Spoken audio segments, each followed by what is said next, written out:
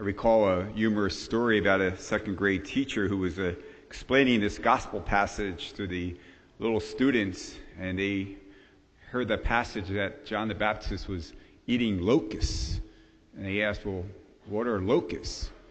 And the teacher says, well, they're like grasshoppers.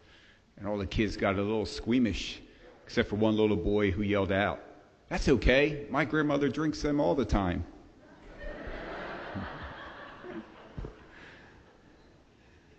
Prepare the way of the Lord, make straight his paths.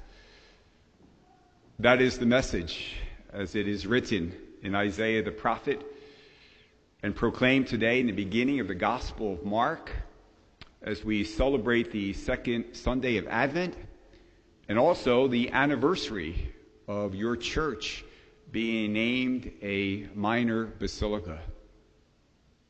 And what better way, dear friends, for us to celebrate than to make sure we in our lives are preparing the way of the Lord.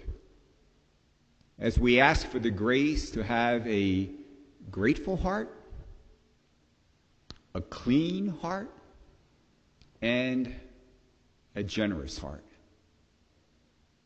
A grateful heart helps us to prepare the way of the Lord because it keeps us ever mindful of God's many blessings in our midst. Your church was named a minor basilica, and I was installed as the bishop of this diocese on the feast of St. Nicholas, the one we often associate with gift-giving and charity. Poor St. Nicholas gets bumped this year because of the second Sunday of Advent. But I remember at my installation homily trying to relate an appropriate story for his feast about the giving of gifts. I told a story about my mom who, during her last year here on earth, was residing at a assistance living facility. And every day she would get her walker and make her way down to the elevator and go to the gift shop.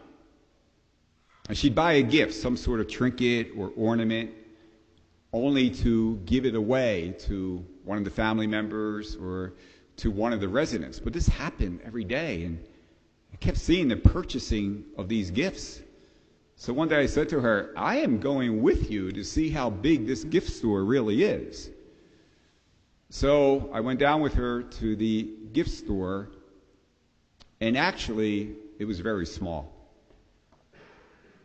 But somehow, some way, she was able to see and find a different gift each day. These are very challenging and difficult times for all of us. But God's many gifts are in our midst each day. Pray for a grateful heart to recognize them and see them. The gifts of life and faith and family and friends, the goodness of others and the beauty of creation. And also with profound thanks, remember how many times throughout your life God in a powerful way has revealed his love for you. That is the love foretold by the prophet Isaiah. Like a shepherd, he feeds his flock. In his arms, he gathers his lambs. Think about how many times the Lord has gathered you in his arms, embraced you in his love and mercy, never giving up on you, always allowing you to begin anew. Yes, these are very difficult days. But why would we ever dare to think that God will ever stop embracing us in his loving arms and keeping us in his constant care? A clean heart helps us to prepare the way of the Lord. And so we heed a major theme and message and call of John the Baptist, the call to repentance. This week we will celebrate the solemnity of the Immaculate Conception, reminding us that our Blessed Mother, due to her unique and privileged role in salvation history, was conceived without sin. But we were not. We are sinners, called to be saints. And so we have to repent daily, acknowledge those areas in our lives, those relationships, behaviors, dispositions that are not of God, to turn away from them. Give them to the Lord. That's why I encourage you, maybe before Christmas, to celebrate the beautiful sacrament of penance, where as you express your sorrow for your sins, God responds by saying, "You are forgiven. Now go in peace." What a beautiful way to prepare for the Lord. A generous heart also helps us to do the same. And so again, we heed the message of the Baptist. He says, announce. Go to the mountaintops. Announce Jesus Christ to others. What better way to do so than to share our gifts with others, those who need them the most. And you, my dear friends in Christ, you do that so well here, as individuals, as families, as a school, and as a parish. And so on this day of the anniversary of your dedication as a basilica, what a perfect occasion to renew that commitment. In our diocese, we have initiated in this sacred season of Advent the Just One Yes campaign, reminding us that one yes done in God's name will make a powerful difference. One yes to a kind deed.